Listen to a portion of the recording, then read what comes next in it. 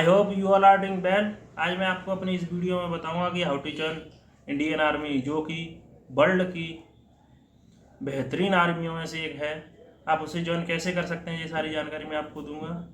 As an officer and as an soldier, दोनों बातें मैं आपको बताऊंगा, दोनों जानकारी दूंगा कि आप कैसे ज्वाइन कर सकते हैं। तो चलो वीडियो शुरू करते हैं। तो आप इंडियन आर्मी को 15 अलग अलग तरीक़ों से ज्वाइन कर सकते हैं। 13 वेज हैं एज एन ऑफिसर एंड 2 और 3 वेज हैं एज एन सोल्जर। आप उसे ज्वाइन कर सकते हैं। चलो मैं अब आपको तरीके बताता हूँ कि कैसे ज्वाइन कर सकते हैं आप इंडियन आर्मी को।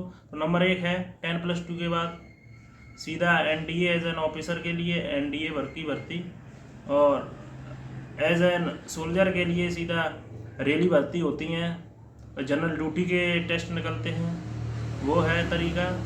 और जो एनडीए है उसका मैं बता दूं आपको। एनडीए है वो 10+2 से दिया जाता है, 4 साल की ट्रेनिंग होती है उसमें। एनडीए एग्जाम क्लियर करने के बाद, रिटर्न क्लियर करने के बाद आपको एसएसबी इंटरव्यू में जाना होगा, उसे क्लियर करना होगा। उसके बाद आपकी मेरिट लगेगी, उसके बाद आपका नंबर आता है तो आपको एसएसबी तो ट्रेनिंग के लिए नेशनल डिफेंस एकेडमी भेज दिया जाएगा। वहाँ 3 साल की ट्रेनिंग होगी। उसके बाद आपको आईएमए में भेज दिया जाएगा, वहाँ 1 साल की ट्रेनिंग होगी। नंबर 2 सीडीएस, ये जो ग्रेजुएट कैंडिडेट हैं उनके लिए सीडीएस है, कॉमन डिफेंस एग्ज़ाम के थ्रू उसमें जाते हैं।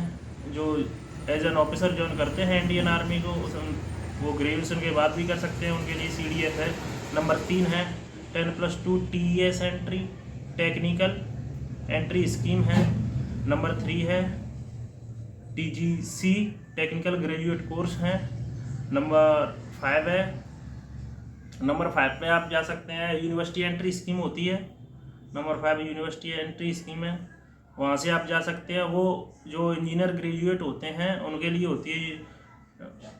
और जो टीजीसी होती है, टेक्निकल ग्रेजुएट कोर्सेज होते हैं, वो भी इंजीनियरिंग के लिए होते हैं। जो इंजीनियरिंग कैंडिडेट्स होते हैं जिन्होंने बीटेक या बीई कुछ भी किया हो, वो अपने अपीयरिंग में या पास्ड आउट होने के बाद भी इन टेस्टों में अपीयर हो सकते हैं और इंडियन आर्मी को एज एन ऑफिसर ज्वाइन कर सकते हैं।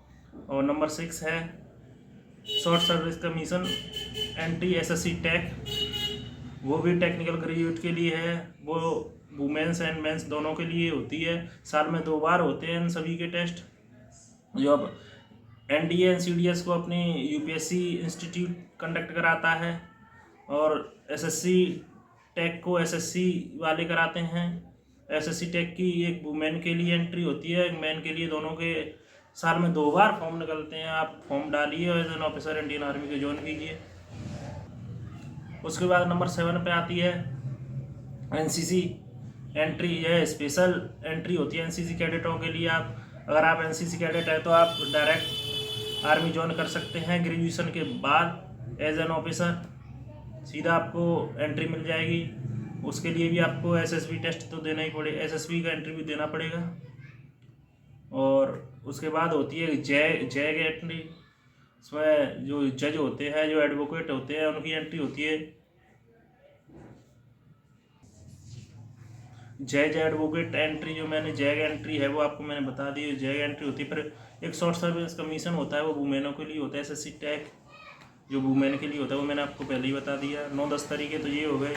फिर 2-3 तरीके आर्मी में ही होते हैं, आर्मी के अंदर ही होते हैं। आप एज एन सोल्जर और उससे एज एन सोल्जर होते हैं आर्मी में ही, और आर्मी के कैडेट होते हैं, और आप अंदर ही अंदर अपना टेस्ट देकर एज एन ऑफिसर ज्वाइन कर सकते हैं। उसके लिए भी स्पेशल एंट्रीज होती हैं, स्पेशल टेस्ट होते हैं, उसके थ्रू आप जा सकते हैं। उनके लिए होती है number 1 army cadet college, ACC entry, आप उसके थ्रू ज्वाइन कर सकते हैं। आपको 2 साल का एक्सपीरियंस होना चाहिए, 2 साल आपने ड्यूटी की होनी चाहिए एज एन सोल्जर। उसके बाद आप इस टेस्ट को देकर एज एन कमीशन ऑफिसर जा सकते हैं। फिर नंबर 11 है special commission officer, SCO scheme होती है, उसके थ्रू भी आप मिनिमम 5 ईयर तक आपने अपनी ड्यूटी की होनी चाहिए, एक्सपीरियंस होना चाहिए आपको। उसके बाद आप इस टेस्ट को दे सकते हैं और एज एन कमीशन ऑफिसर आप इंडियन आर्मी को ज्वाइन कर सकते हैं। उसके बाद होती है परमानेंट कमीशन स्पेशल एंट्री होती है, पीसीएसएल, उसके थ्रू भी आप मिनिमम आपको मिनिमम आपने 5 ईयर ड्यूटी की होनी चाहिए इंडियन आर्मी में एज अ सोल्जर, एंड उसके बाद आप उस टेस्ट को दे सकते हो, कमीशन ऑफिसर बन सकते हो एज एन ऑफिसर, आप सर्व कर सकते हो इंडियन आर्मी को। ये हो गई एज एन ऑफिसर। फिर एक ये 13 एंट्री हो गई। फिर 1-2 एंट्री ऐसी हैं जो जनरल ड्यूटी की होती हैं, जैसे आप 10+2 के बाद रेली भर्ती देख सकते हो। फिर कुछ जनरल ड्यूटी के एग्जाम निकलते हैं और रिटर्न एग्जामों को फिजिकल देकर आप क्लियर करके जा सकते हो 10+2 के बाद एज एन सोल्जर। उसके बाद मैं आपको बता दूं और भी तरीके से आप इंडियन आर्मी को ज्वाइन कर सकते हैं। आप जो कोई स्किल हो, आप में प्लम्बर हो, बार्बर हो, कुछ कोई भी स्किल हो आप में, तो उसके भी अलग अलग टेस्ट निकलते हैं। डिफरेंट टाइप्स ऑफ टेस्ट होते हैं इंडियन आर्मी में, उनके थ्रू भी आप इंडियन आर्मी को ज्वाइन कर सकते हैं। तो यही सारी मैं जानकारी आपको देना चाहता हूँ। और अंत में मैं आपसे यह कहना चाहता हूँ, कमेंट में मुझे बताएं कि आपको और कैसी जानकारी चाहिए। आप इंडियन एयरफोर्स के बारे में, इंडियन आर्मी के बारे में, इंडियन नेवी के बारे में आप उसे कैसे ज्वाइन कर सकें, या कोई और जानकारी हो तो आप मुझे बताएं। आपको जो चाहिए तो मुझे कमेंट में करके बताएं, या मुझे पर्सनली डीएम भी कर सकते हैं, बताएं और मुझे अपना रिव्यू दें कि आपको मेरी जानकारी कैसी लगी। और don't forget to share this, जिससे ज़्यादा से ज़्यादा स्टूडेंटों को पता हो, लोगों को पता हो कि हम अपनी आर्मी को कैसे ज्वाइन कर सकते हैं अपने हमारी। तो यही सारी बातें मैं आपसे कहना चाहता हूँ। इसी के साथ जय हिंद, जय भारत।